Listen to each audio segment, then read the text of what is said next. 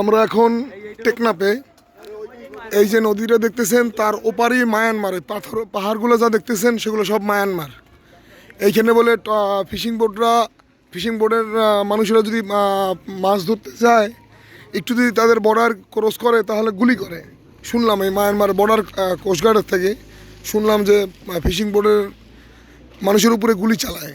ওইটা হলো মিয়ানমার। ওই যে পাহাড় দেখতেছেন দূরে নদীটার ওপারই, ওইটাই মিয়ানমার। বাংলাদেশ না, বাংলাদেশ শেষ। বাংলাদেশ এই আমি যেখানে আছি এই হলো বাংলাদেশের সীমান্ত শেষ। নদীর পর্যন্ত আছে কিন্তু আমাদের যাওয়ার ই নাই।